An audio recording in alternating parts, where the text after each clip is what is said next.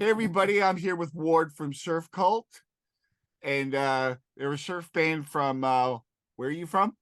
Greensboro, North Carolina. Greensboro, North Carolina. What kind of Yeah. surf music's in North Carolina?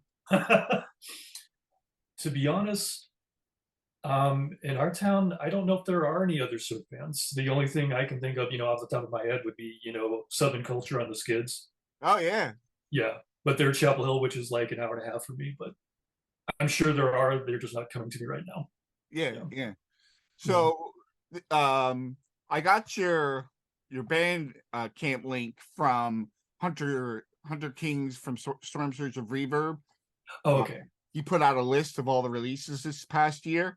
Right. Or I went out and checked out all the bands, and yours came up, and I checked you out. You're kind of like an experimental surf band, right? Yeah. Yeah. It's sort of like traditional surf meets like, I guess, I mean, it's got the elements of like Dick Dale and the Ventures and things like that. But then we're also like heavily influenced by things like uh, Shadowy Men on a Shadowy Planet Oh yeah. or Man or Astroman. We actually saw them a couple of months ago. Oh really? Yeah. How was that? Oh, it was awesome. It was in Durham, North Carolina. I don't know if you're familiar with North Carolina at all. No, no. Okay, more of a college town, very diverse music scene, but it was a lot of fun. It was actually, I think that might be the first official surf show I've ever been to. Oh really? Yeah. So Yeah. what brought you to surf? I'm assuming you've been a musician for quite a while. Yeah. What made you decide to try out a surf music project? I've always enjoyed surf music, actually. I got into it when I was pretty young. My guitar teacher got me into it when I was like 17, and I'm 39 now, so it's been a while. And actually, Justin, the guitar player, and we used to play in a metal band together probably like 20, 22 years ago, something like that. And so we connected on it. And then, like, we talked about doing this for a couple of years, actually. We kept talking about doing a surf band, and I was playing in another band at the time, and then COVID happened. So, it took a minute. And then like over the summer, we were like, why don't we just like do some spooky surf music for Halloween, that type of thing. Yeah. See how that works out. And then we put out the EP, and we also had a couple of songs on this compilation by a label called Black Kingdom Records. They're out of Russia. I don't know if you're familiar with them. Oh wow, no. Yeah. Yeah. Actually, initially, Justin found that compilation on a like Reddit sub post or something and wanted to participate in it. And I think that helped us get a few followers and kind of helped get our name out there and stuff. That's awesome. I have to look that up. Can you send me the link to that Sure, record absolutely. label? Yeah. Yeah. Well, there's It I was called, mean, I'm sorry. Russia's a huge country, but from all different parts, there's lots of surf music there. Yeah, that's interesting. Yeah, like I'm really into that band Messer Chops. Yeah. They're awesome. That's yeah. There's a lot in St. Petersburg. Yeah. So tell me what this interview will air around May. What is your plans for the summer, the spring, the summer this year? In regards to the band, Yeah, yeah. we're hoping we can actually get some shows by then. We've been getting offers for shows and stuff, which is cool. And we're probably going to have another recording out by then. We're hoping to at least have another recording, like another EP out by May.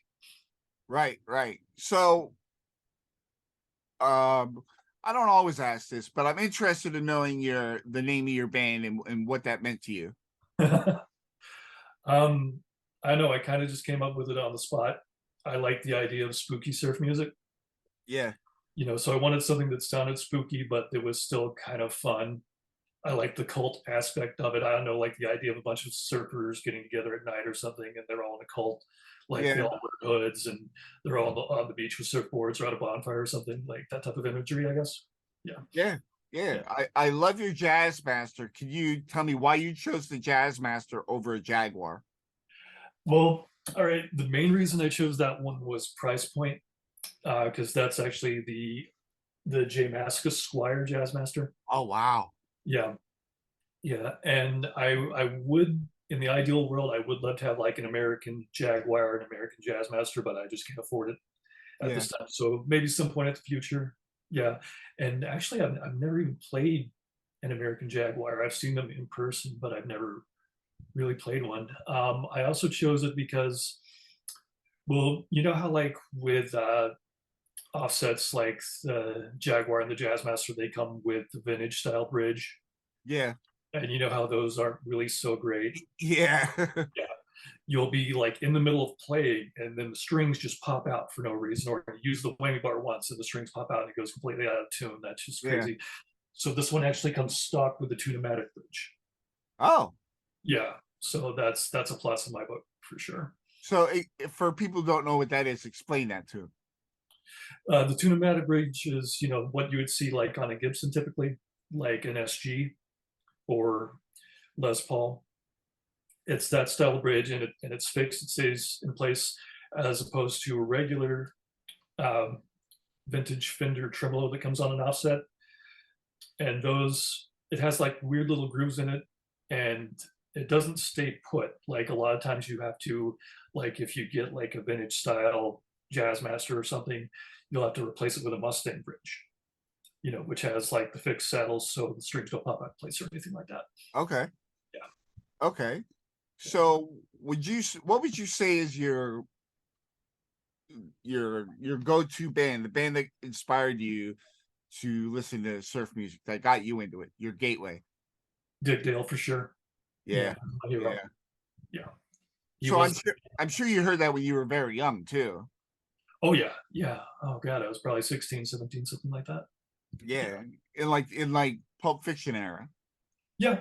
Yeah, Pulp Fiction era. And then I want to say the way I got into it was like when I was a kid, I was more into like thrash and stuff. Yeah. I was Yeah. big I love into, thrash. oh yeah, yeah. Like Slayer is probably my favorite thrash metal band of all time. I still listen to them. Yeah. And you know, I was really into the shredding and tremolo picking type stuff. And my guitar teacher was like, "Well, if you're into that, you should really check out Dick Dale." And I fell in love with it instantly because, you know, I mean, if you play like thrash metal and you turn off the distortion, crank up the reverb, it basically sounds like surf. Yeah, It's it like does. the Yeah. same thing. Yeah. Yeah, totally. Totally. So before we go, I want to let people know that Ward's link to Surf Cult will be, his Bandcamp page will be in the description. Go check out his music. It's really good. It's experimental surf, Thanks, man. and go support the band. They're going to be doing some big things coming up, and also below that you can check out our merch and tons of surf music resources, forums, radio shows, and Surf Guitar 101, Yeah. Clint Beechwood. Go check out those, and thank you, Ward, for being here today. Yeah, thanks for having me, man. Also, just to let you know, we do have the EP on Spotify as well. Oh, awesome. Yeah. Awesome. Yeah. Thanks, guys.